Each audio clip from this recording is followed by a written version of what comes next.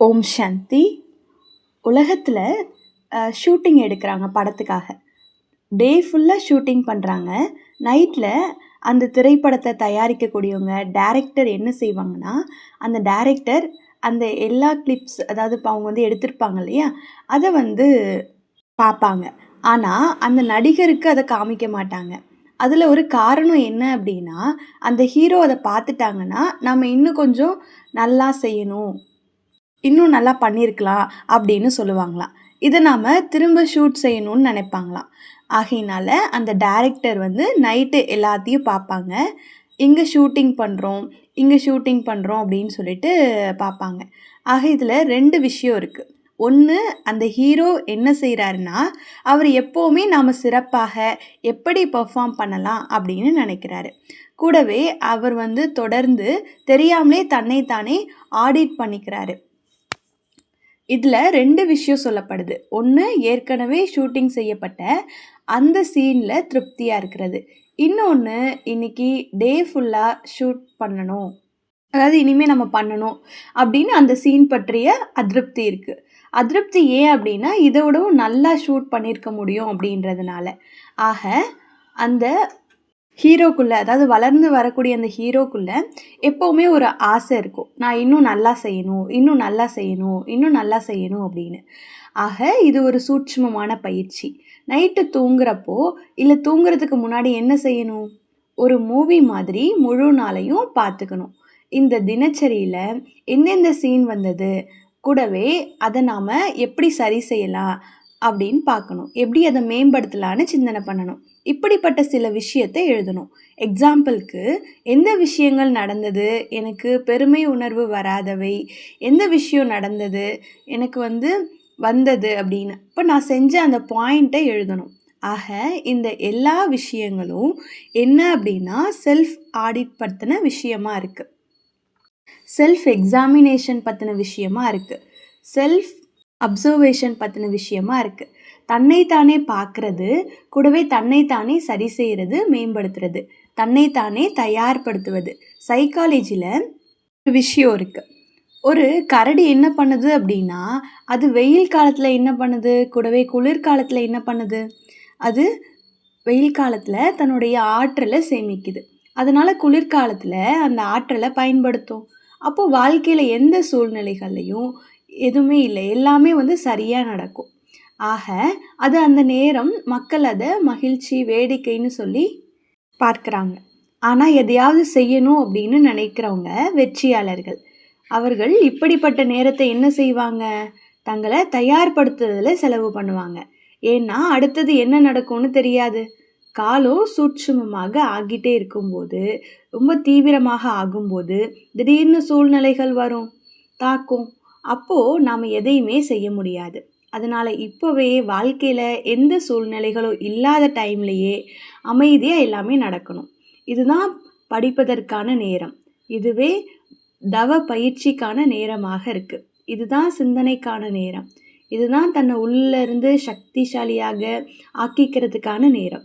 இல்லைன்னா சூழ்நிலைகள் வரும், உணர்வுகள் பாதிக்கப்படும். இப்போ அந்த மாதிரி அழுவது, கோவப்படுறது, மனசு புண்படுறது, கோவம் வர்றது, இது எல்லாமே வரும். ஆக மனசை என்ன செய்யணும்? வலிமையாக ஆக்கணும், சக்தி வாய்ந்ததாக ஆக்கணும், தன்னைத்தானே பார்க்கணும். என்னுடைய எந்த விஷயம் மேலே நான் இன்னும் முயற்சி செய்யணும், என்னுடைய மிகப்பெரிய பலகீனம் என்ன? ஒவ்வொருவருக்கும் தனித்தனியாக இருக்கலாம். அதை என்ன தவிர வேறு யாரும் தெரிஞ்சிருக்க மாட்டாங்க. ஆகையினால அதை பிடிச்சி அதன் மேலே நம்ம அதை மாற்றுறதுக்கான முயற்சியை பண்ணணும். பயனற்ற எந்த விஷயத்தை நான் பயன்படுத்துகிறேன்னு யோசிக்கணும். எக்ஸாம்பிளுக்கு மொபைல். எதையோ பயன்படுத்துறதுக்கு முன்னாடி நம்மக்கிட்டே நம்ம கேட்டுக்கணும், நான் இதை ஏன் செய்கிறேன் அப்படின்னு. இப்போ எதையோ பார்க்குறதுக்கு முன்னாடி எந்த ஆப்பு இல்லை எந்த வீடியோ, அதனுடைய நோக்கம் என்ன, அந்த நோக்கம் அதனுடைய இலக்கு என்ன, பெரிய இலக்குக்கு கொண்டு போகலையா? அதை அப்போது நம்ம அது பெரிய இலக்குக்கு கொண்டு போச்சுன்னா நம்ம அதை பார்க்கலாம். இல்லை அப்படின்னா அதை ரிஜெக்ட் பண்ணிடணும், கேன்சல் பண்ணணும், அன்இன்ஸ்டால் பண்ணிடணும், ரிமூவ் பண்ணணும். ஆக இதை செய்யணும். ஆக இன்றைய மகா வாக்கியம் 5, பாபாவினுடைய மகா வாக்கியம். முரளி டேட் என்ன? 30 நவம்பர் 2003, அவ்யக்தவாணி. என்ன சொல்லியிருந்தாரு? அனுபவமூர்த்தி.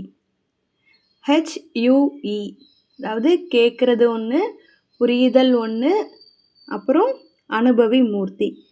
இதான் வந்து HUE அப்படின்னு சொல்கிறோம். இப்போ நம்ம வந்து ஞானத்தின் பாயிண்ட்டை என்ன பண்ணுறோம்?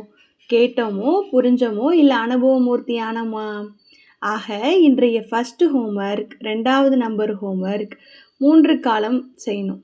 கேட்குறது ஹியர், புரிஞ்சது அந்த வந்து HUE இருக்கு இல்லையா, அதில் வந்து H வந்து ஹியர் கேட்குறது. இன்னொன்று U என்ன அப்படின்னா அண்டர்ஸ்டாண்ட், புரிஞ்சுக்கிறது. வந்து எக்ஸ்பீரியன்ஸ், அனுபவிக்கிறது. இப்போ எந்த ஒரு பாயிண்ட்டையும் எடுத்துக்கோங்க. ஞானத்தின் பாயிண்ட்டை எடுத்துக்கலாம். அதை நம்ம கேட்டோமா, எக்ஸாம்பிளுக்கு ஸ்வமான், அதை புரிஞ்சுக்கிட்டோமா.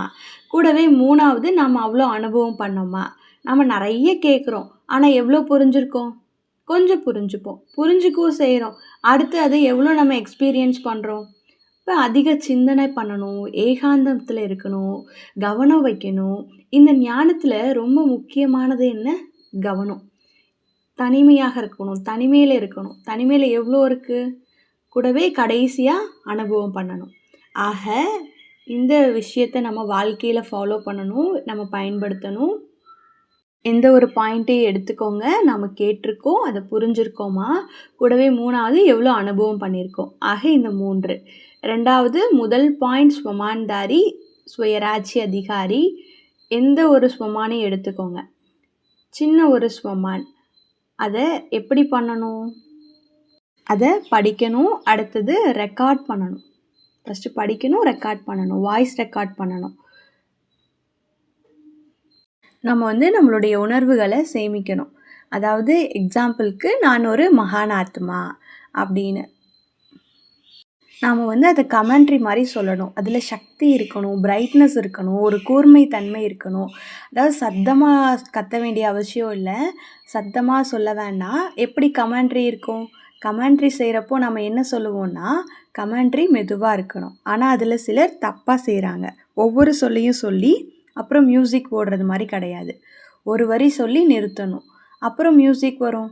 நான் ஒரு மகானாத்மா, நான் பரந்தாமத்திற்கு செல்கிறேன், அப்புறம் மியூசிக். நான் பரந்தாமத்துக்கு செல்கிறேன்னு சொல்லிட்டு இப்படி கமெண்ட்ரி பண்ணக்கூடாது. மெதுவாக அப்படின்னா உண்மையாக மெதுவாக படிக்கணும். ஒவ்வொரு விஷயத்தையும் தனித்தனியாக சொல்லணும். எந்த விஷயமாக இருந்தாலும் அதை வேகமாக படிக்கக்கூடாது. வேகமாக படிக்கணுமா? கூடாது. அதில் வந்து ஸ்பேஸ் இருக்கணும், கொஞ்சம் இடைவெளி விட்டு நம்ம சொல்லணும். டோன் எப்படி இருக்கணும்? இப்போ எந்த இடத்துல நம்ம எப்படி வார்த்தைகளை உபயோகம் பண்ணணுமோ அதை நம்ம கரெக்டாக பண்ணணும். எந்த வார்த்தைகளில் நம்ம வந்து எப்படி சொல்லணுமோ அப்படி சொல்லணும். முதல்ல அதனுடைய பிரிண்ட் அவுட் எடுத்துக்கோங்க.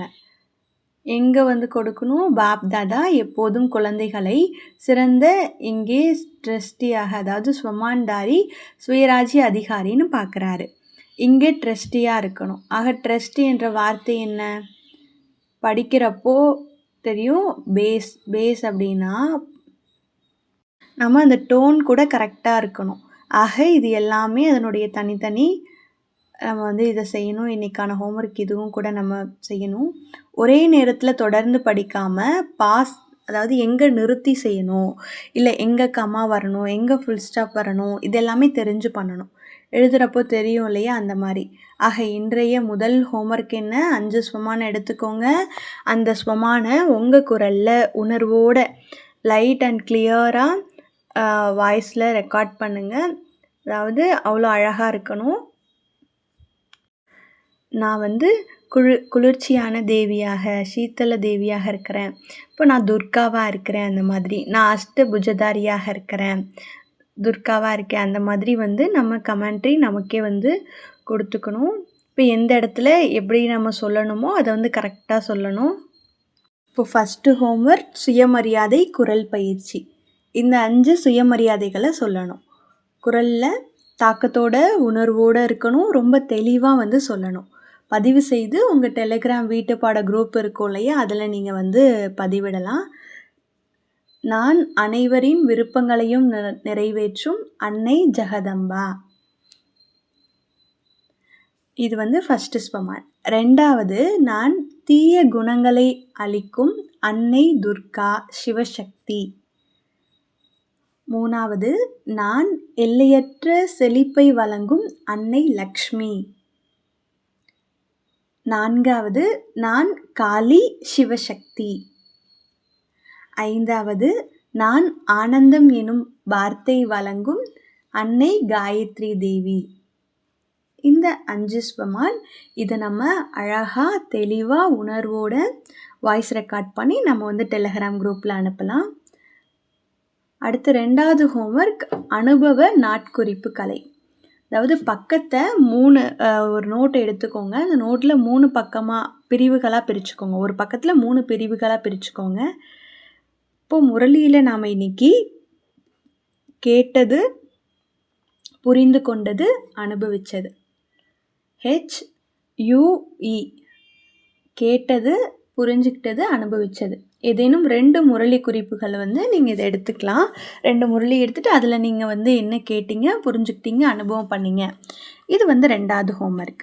அடுத்து 3வது என்ன அப்படின்னா கண்ணுக்கு தெரியாத திலகமிடும் பயிற்சி. ஒரு நாளைக்கு பல முறை உங்கள் நெற்றியில் கண்ணுக்கு தெரியாத திலகமிடக்கூடிய பயிற்சியை செய்யணும். 4வது சுயமரியாதை மந்திர பயிற்சி. ஏதாவது ஒரு சுயமரியாதை மந்திரத்தை உங்கள் மந்திரமாக தேர்ந்தெடுத்துக்கோங்க. அதை 1 வாரம் தொடர்ந்து பயிற்சி பண்ணுங்கள். அப்போ தான் அது சக்தி வாய்ந்ததாக ஆகும். அடுத்தது யோகத்தின் சார்ட் படம் வரையணும். உங்களுடைய தினசரி யோகி வழக்கத்திற்காக ஒரு பகுப்பாய்வு படத்தை சார்ட்டை உருவாக்கணும். எக்ஸாம்பிள் என்ன அப்படின்னா அமிர்த வேலை, முரளி, சேவை, மெடிடேஷன், தியானம், கூடவே அமைதி, மௌனம். இந்த எல்லா படிகளையும் அம்புக்குறிகள் கொண்டு நம்ம இணைக்கணும். சுயமரியாதை, அனுபவம் மற்றும் யோக பயிற்சியினால் உங்களுடைய மனசை ஆழமாக, அமைதியினுடைய ஆழத்தை நம்ம கொண்டு வரலாம். இப்போ நம்மளுடைய புருஷார்த்தத்துக்கான சரியான டைம் இது தான். அதனால் நம்ம எவ்வளோ முடியுமோ அவ்வளோ முயற்சி பண்ணணும். அப்புறம் நம்மளால் படிக்க முடியாமல் கூட போகலாம். சில நேரத்தில் வாய்ப்பே கூட கிடைக்காம போகலாம். காலம் அப்படி மாறும். கோவிட்க்கு முன்னாடி யார் நினச்சாங்க? எல்லாமே திடீர்னு மாறிடுச்சு. அதே மாதிரி அடுத்தது என்ன ஆகும்னு தெரியாது. எல்லாமே மெதுவாக மூடப்பட்டுரும். வீட்டில் இருந்து வெளியே போகவே முடியாது. என்ன ஆகும்னு யாருக்குமே தெரியாது. ஆக இப்போ இருக்கக்கூடிய டெஸ்ட் நம்ம பண்ண போகிறோம். இப்போ அமட் 21 டெஸ்ட் நம்ம எழுத போகிறோம். அனைவருக்கும் வாழ்த்துக்கள். நல்லது. ஓம் சாந்தி.